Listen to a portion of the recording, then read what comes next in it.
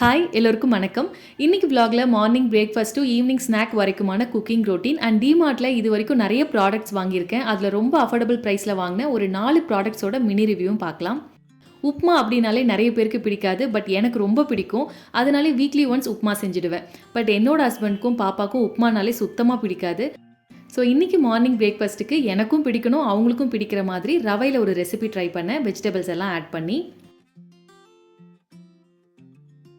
இதுக்கு அரை கப் ரவை எடுத்திருக்கேன். ஒரு கடாயில் தண்ணி ஊற்றி நல்லா பாயில் ஆனதும் கொஞ்சம் சீரகம், உப்பு, ரவை ஆட் பண்ணி லம்ஸ் எதுவும் இல்லாமல் நல்லா மிக்ஸ் பண்ணிவிட்டு வேக வைக்கணும். ஒரு 2 to 3 மினிட்ஸ் வெந்தால் போதும். அப்புறம் கொஞ்சம் கூல் டவுன் பண்ணிவிட்டு கையில் நெய் அப்ளை பண்ணி நான் இந்த மாதிரி ஷேப்பில் செஞ்சுருக்கேன். ஏன்னா அப்போ தான் பாப்பாவுக்கு அவங்களே எடுத்து சாப்பிட ஈஸியாக இருக்குங்கிறதுனால. நம்ம காயின் ஷேப்பில், பால் ஷேப்பில் கூட செஞ்சுக்கலாம்.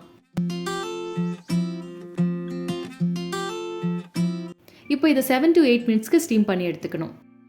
வெஜிடபிள்ஸில் கேரட்டும் பீன்ஸும் எடுத்துருக்கேன். நம்ம இதில் எந்த வெஜிடபிள்ஸ் வேணாலும் ஆட் பண்ணிக்கலாம். கடாயில் 1 டீஸ்பூன் ஆயில், 1 டீஸ்பூன் நெய் விட்டு கொஞ்சம் கடுகு, ஒரு பல்லு பூண்டு, அரை வெங்காயம், மஞ்சள் தூள், மிளகாய் தூள், ஒரு சின்ன துருவின கேரட், 3 பீன்ஸ் சேர்த்து நல்லா வதக்கிட்டு கொஞ்சம் தண்ணி ஆட் பண்ணி வேக வைக்கணும். சால்ட் கம்மியாக தான் ஆட் பண்ணேன், ஏன்னா முன்னாடியே ரவை வேக வைக்கிறப்ப போட்டிருந்தேன். அதனால கொஞ்சம் ஆட் பண்ண அதுவே கரெக்டாக இருந்தது. ஒன்ஸ் நல்லா காய்கறிலாம் வெந்ததுக்கப்புறம் வேக வச்ச ரவையை ஆட் பண்ணி நல்லா மிக்ஸ் பண்ணிவிட்டு கடைசியாக கொத்தமல்லி தூவி இறக்கிட்டேன். எங்களுக்கு செய்கிறப்ப எக்ஸ்ட்ராவாக மிளகாய் தூள், 5 பல்லு பூண்டு இடித்து ஆட் பண்ணி செஞ்சேன். பார்க்கவும் ரொம்ப நல்லா இருந்தது, டேஸ்ட்டும் ரொம்ப நல்லா இருந்தது. நம்ம அரிசி மாவில் இந்த மாதிரி காயின் ஷேப்பில் செஞ்சு சாப்பிடுவோம், அதே மாதிரி டேஸ்ட் தான் இருந்தது. இன்றைக்கி பிரேக்ஃபாஸ்ட் ரொம்ப சூப்பராக முடிஞ்சது அண்ட் ரெசிபி நான் எதிர்பார்த்த மாதிரியும் வந்திருந்தது.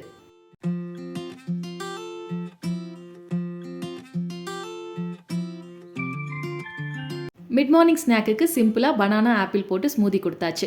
இன்றைக்கி பாப்பாவுக்கு மட்டும்தான் செஞ்சேன். இன்கேஸ் எங்கள் 3 பேருக்கும் சேர்ந்த மாதிரி செஞ்சால் இந்த குவான்டிட்டி போட்டு செஞ்சுடுவேன். லஞ்சுக்கு ரொம்ப சிம்பிளாக குயிக்காக செய்கிற மாதிரி எக் ரைஸ் செஞ்சேன்.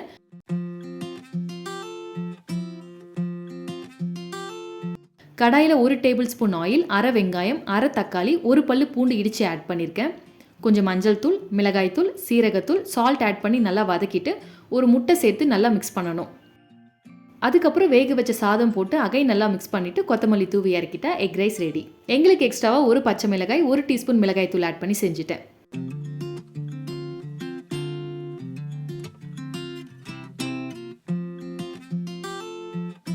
ஈவினிங் கிளைமேட் ரொம்ப நல்லா இருந்தது. சூடாக ஒரு காஃபி போட்டு குடிச்சாச்சு. பாப்பாவோட ஸ்நாக்குக்கு வாழைக்காய் இருந்தது. எப்போவுமே பொரியல் மாதிரி தான் பண்ணுவேன். ஸோ இந்த டைம் நம்ம கட்லெட் செய்யலாம் அப்படின்னு சொல்லிட்டு செஞ்சேன். இதுக்கு ஒரு வாழைக்காய் நல்லா ஸ்டீம் பண்ணி எடுத்துட்டேன்.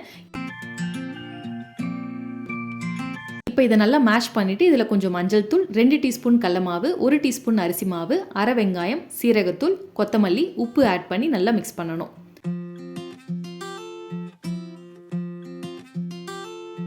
கொஞ்சம் ஸ்டிக்கியாக இருக்கும், அதனால் கையில் ஆயில் அப்ளை பண்ணிவிட்டு கட்லெட் ஷேப்பில் செஞ்சு ரவையில் கோட் பண்ணி தோசைக்கல்ல 1 டேபிள் ஸ்பூன் ஆயில் விட்டு ஷாலோ ஃப்ரை பண்ணி எடுத்துட்டேன்.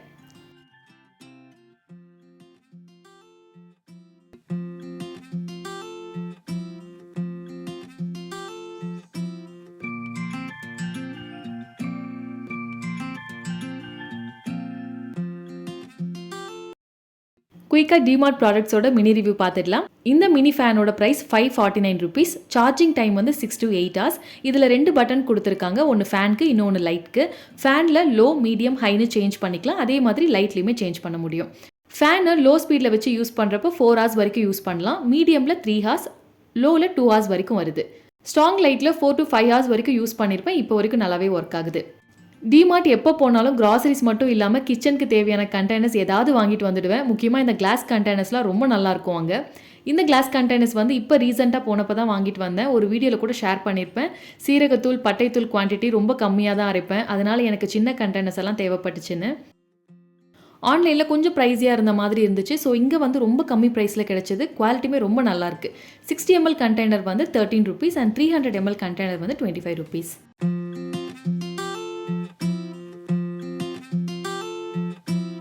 தேர்ட் வந்து இந்த பேஸ்கெட் வந்து 49 ருபீஸ்க்கு வாங்கினேன். குவாலிட்டி வைஸ் ஓகேயான குவாலிட்டி தான், பட் 49 ருபீஸ்க்கு இது ஓகே. முன்னாடி இதில் வெஜிடபிள்ஸ் எல்லாம் ஸ்டோர் பண்ணி வச்சுட்டு இருந்தேன். இப்போ ஓப்பன் பண்ண கிராசரிஸ் பேக்கெட்லாம் ஸ்டோர் பண்ணி வச்சுருக்கேன். நெக்ஸ்ட் இந்த கண்டெய்னர் செட் நான் வாங்குறப்போ 180 ருபீஸ் தான் இருக்கும். நான் இது வாங்கி ஆல்மோஸ்ட் 5 மந்த்ஸ்க்கு மேலே இருக்கும். இப்போ வரைக்கும் நல்லா தான் இருக்குது. 3 கண்டெய்னர்ஸோட 3 ஸ்கூப்பும் வந்துருந்துச்சு. குவாலிட்டியுமே ரொம்ப நல்லாயிருக்கு.